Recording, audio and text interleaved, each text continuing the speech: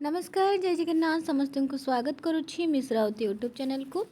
तो पिला माने तुम मानक पई आज मु आउ किछि प्रश्न नहीं आसी जोटा कि तुम मानक रही पंचसखा साहित्य। ठीक अच्छे पंचसखा जुग बा पंचसखा साहित्य उपर क्वेश्चन गुड़ाक अच्छी जोटार कि पीडीएफ टी तुम समस्त जानिच ओडिया साहित्यर जो क ख ग अच्छी जो बुकटी तारी बा से ही तुम मानकर क्वेश्चन आंसर डिस्कसन करुँची कहीं किसी पिला मानक पाखरे यही पीडीएफ नथिबो। तो देखिबा क्वेश्चन आंसर डिस्कसन करबा। आ प्रथम प्रश्न कौन अच्छी जानिबा है। प्रथम प्रश्न पिला माने अच्छी ओडिया साहित्य रे पंचसखा जुग केउं ख्रीष्टाब्द केउं ख्रीष्टाब्द पर्यंत व्याप्त। तो आम ओडिया साहित्य रे पंचसखा जुग जोड़ा कि पंचदश शताब्दी आम कहूचे कि नाई कहीं सारला जुग पर पूर्वर अच्छी सारला जुग को आम पंचदश शताब्दी कहूचे ताने यहाँ केते 16 शताब्दी कहते। तो 16 शताब्दी 1500 रु 1650 बोली ये कहुच्छी।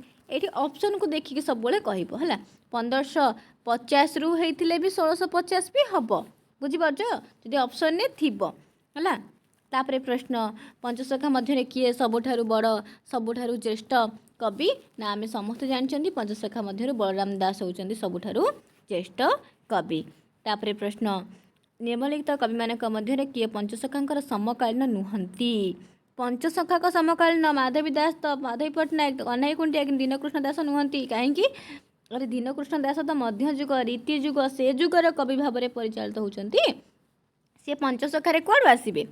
तापर प्रश्न श्री चैतन्य प्रथमे ओडिशा को केबे आसते। ये क्वेश्चन भी मुझे बारंबार तुम सब प्रैक्टिस कर सारे तुम पार्टी पार्टी सब क्वेश्चन आंसर थी कहीं जो डबल ट्रिपुल से क्वेश्चन आम आखि आग को पुणी आसो पुणी आउ थे आसो से आमको इरिटेट लगे कौन लगे कहल पे अरे ये क्वेश्चन केते थर आसूसी ताने से क्वेश्चन आमर हो सारी बुझीपार।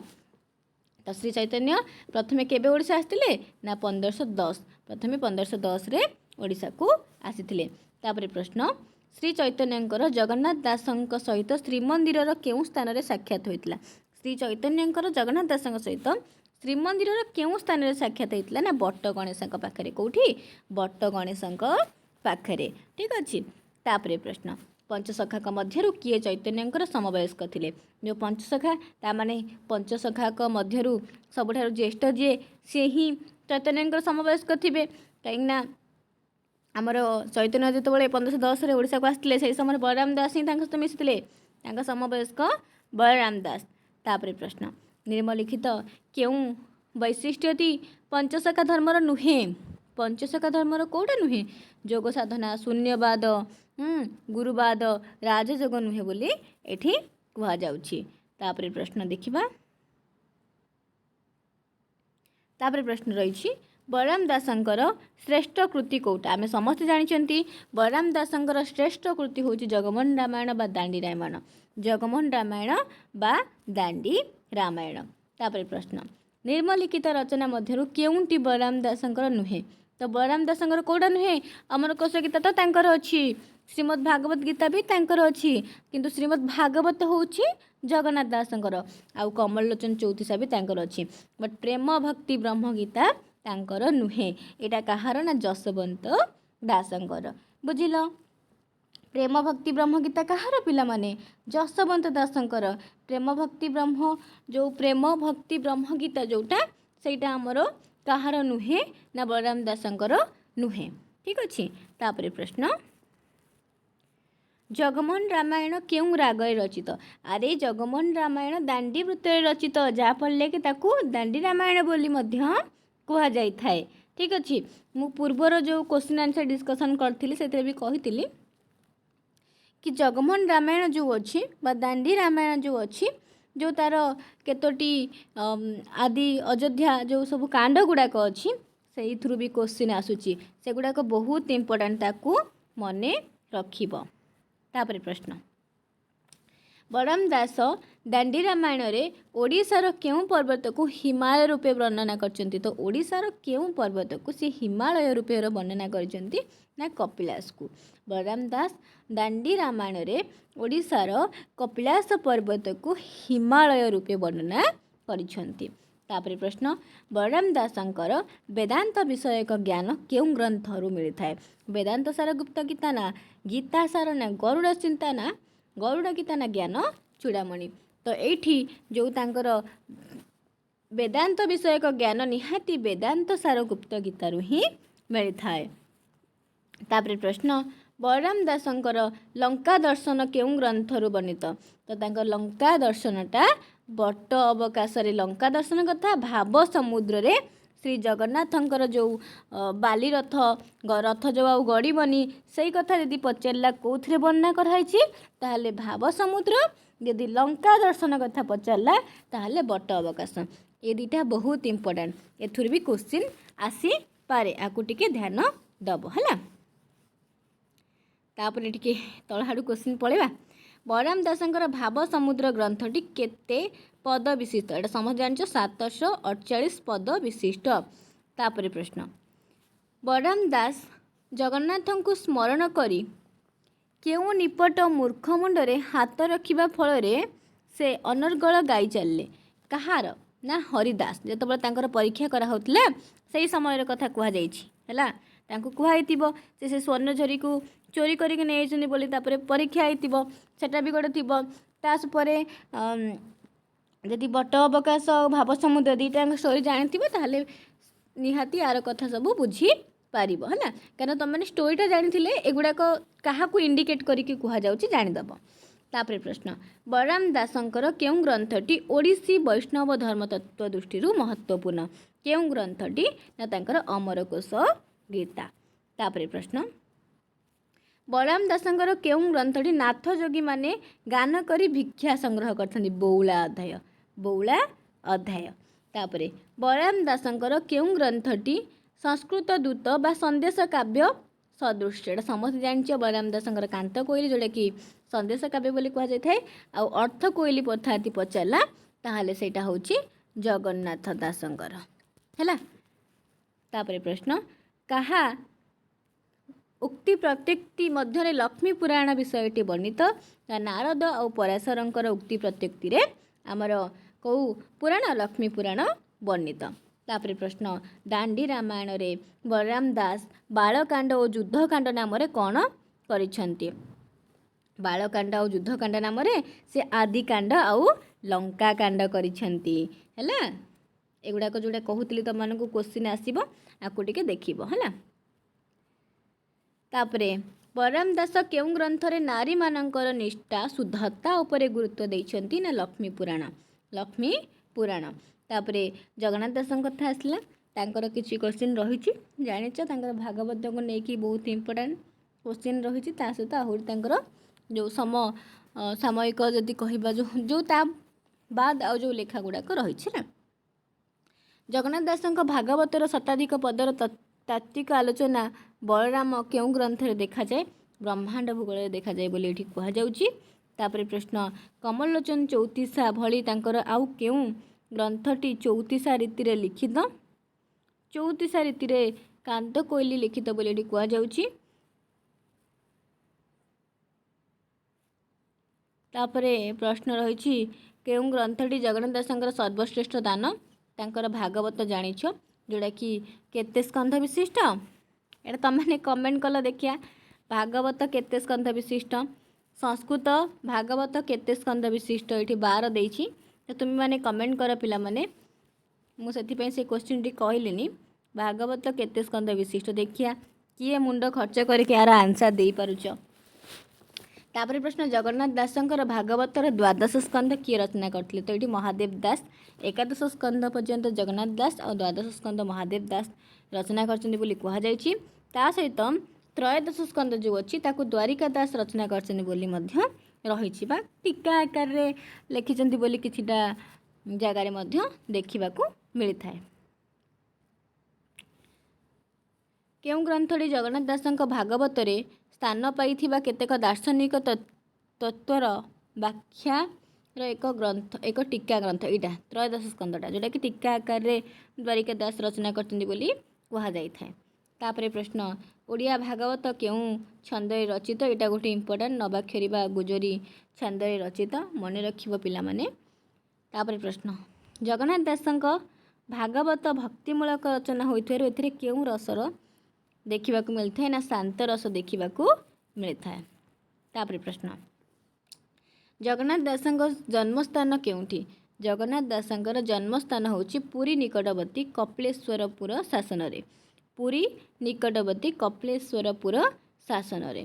तापरे प्रश्न चैतन्य सहित साक्षात समय जगन्नाथ दासଙ୍କ बयस केते थिला? जेतोले से श्री चैतन्य सहित देखा हेले सही समय तांको बयस थिला 18। मने रखिबो जगन्नाथ दासଙ୍କୁ अति बड़ी उपाधि रे किए भूषित करथिले? तांको अति बड़ी उपाधि रे किए भूषित करथिले ना श्री चैतन्य भूषित करथिले। एभली आहुरी बहुत क्वेश्चन अछि पंचसखा मु आज सब क्वेश्चन गुडाक सारी दउछि। तापरे प्रश्न केउ मठ अति बड़ी संप्रदाय रा प्रधान पीठ ना बड़ ओडिया मठ? तापरे प्रश्न रही निर्मलिखित रचना गुड़िक मध्य केउंटी जगन्नाथ दासंकर नुहे? जगन्नाथ दासंकर कौड़ा नुहे आमे जानिचंती अर्थ कोइली तांकर किंतु कांत कोइली तांकर नुहे जोटा कि बलराम दासंकर। तापरे प्रश्न निर्मुक्त केउं ग्रंथटी जगन्नाथ दासंकर? तो जगन्नाथ दासंकर आमर को ग्रंथटी पिला माने ना दारु ब्रह्म गीता हैला। तापरे प्रश्न बंगाळार केउं कवि ओडिया भागवत अनुसरण रे बंगाला भागवत रचना करथिले? विप्र सनातन विद्या बागीश। तापरे प्रश्न जगन्नाथ दासंकर केउं पद्य रचना र टीका गद्य रे करा जायछि? तुला भिणा जानथिबो केते भाग पद्य अछि आ केते भाग गद्य अछि एटा कमेंट कला पिला माने जो तुला भिणाटा कथा कुहा जाउछि एटा केते भाग पद्य आ केते भाग गद्य अछि कमेंट बॉक्स रे कमेंट करो। तापरे प्रश्न ओडिया भागवत रचना करिबा पई जगन्नाथ दास कहा संस्कृत टीकार आश्रय नेइछंती? श्रीधर स्वामींकर नेइथिले। रास क्रीड़ा दशम स्कंदर केउं 5टी अध्याय? अध्याय 30 रु 34। रास क्रीड़ा दशम स्कंद गोप लीलार केउं 5टी अध्याय रही ना 30 रु 34 रही है। कहीं जगन्नाथ दासंक रास क्रीड़ा तांको भागवतर केउं स्कंदर अंश विशेष? दशम स्कंद जोटा कि गोपलीला कथा कुहा जायछि।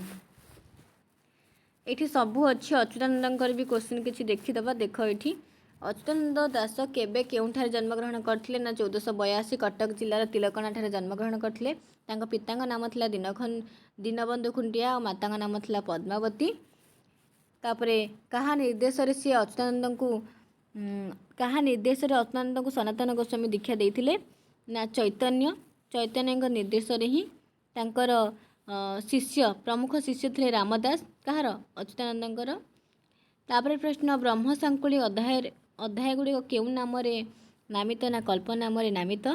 अच्युतानंद दासंकर केउं ग्रंथटी शून्य भजन पंथी मानकर एक प्रामाणिक ग्रंथ ना शून्य संहिता?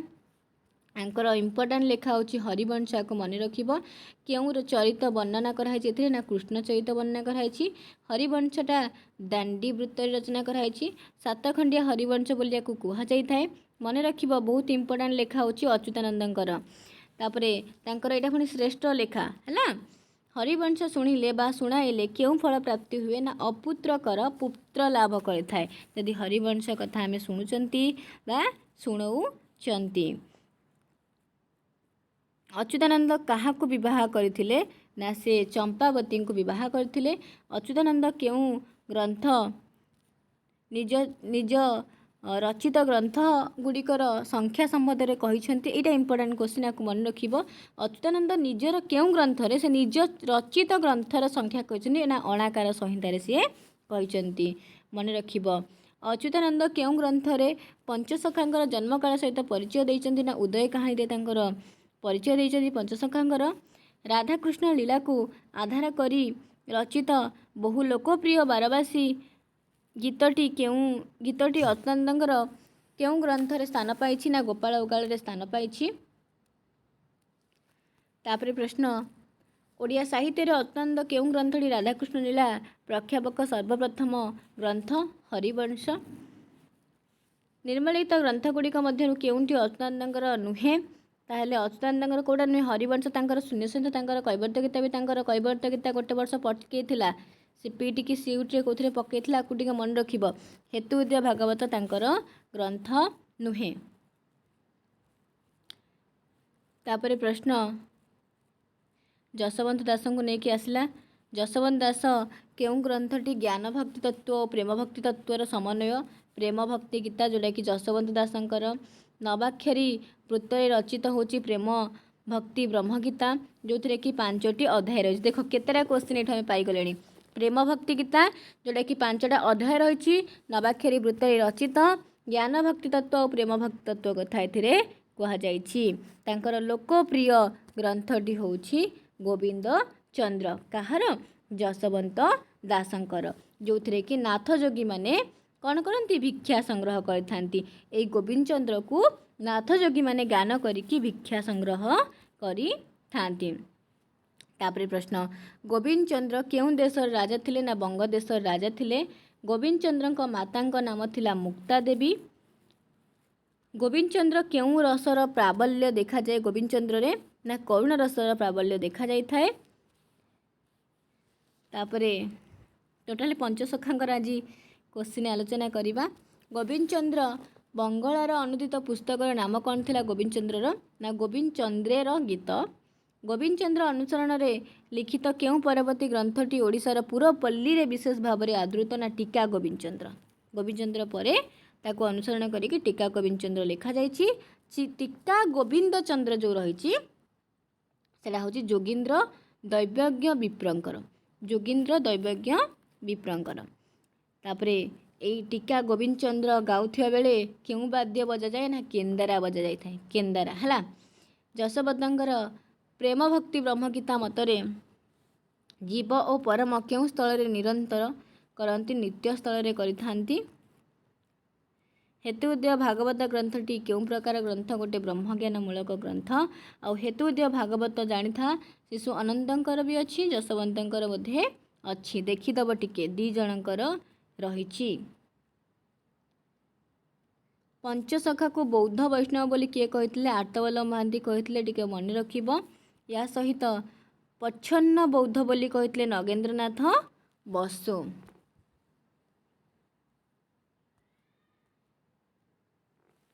ବାସ୍ ତମମାନଙ୍କର ଏତେ ସାରା କୋଶ୍ଚିନ୍ ଥିଲା ପଞ୍ଚସଖାକୁ ନେଇକି। ତାପରେ ସମସାମୟିକ ପଞ୍ଚସଖାର କୋଶ୍ଚିନ୍ ଗୁଡ଼ାକ ଆସିଯିବ। ଆଶା କରୁଛି ଆଜି ଯେତିକି ବି କୋଶ୍ଚିନ୍ ଆନ୍ସର୍ ମୁଁ ତମମାନଙ୍କର ଆଲୋଚନା କଲି ତମମାନଙ୍କ ପାଇଁ ନିହାତି ସେଗୁଡ଼ାକ ଇମ୍ପୋର୍ଟାନ୍ସ ହେବ। ଠିକ୍ ଅଛି। ଆଉ ହଁ, ତୁମେମାନେ ଯଦି ଆଜିର କ୍ଲାସ୍ଟାକୁ କରୁଛ ତାହେଲେ ଗୋଟେ ଲାଇକ୍ କରିବା ସହିତ ଟିକେ ନିଜ ସାଙ୍ଗମାନଙ୍କୁ ବି ସେୟାର କରିଦିଅ, ଯାହାଫଳରେ କି ସେମାନେ ମଧ୍ୟ ପଞ୍ଚସଖାର ସବୁ କୋଶ୍ଚିନ୍ ପଢ଼ିପାରିବେ ଏବଂ ଏକ୍ଜାମ୍ରେ ମଧ୍ୟ ଆଟେଣ୍ଡ କରିପାରିବେ। ଠିକ୍ ଅଛି। ଧନ୍ୟବାଦ। ଜୟ ଜଗନ୍ନାଥ ପିଲାମାନେ।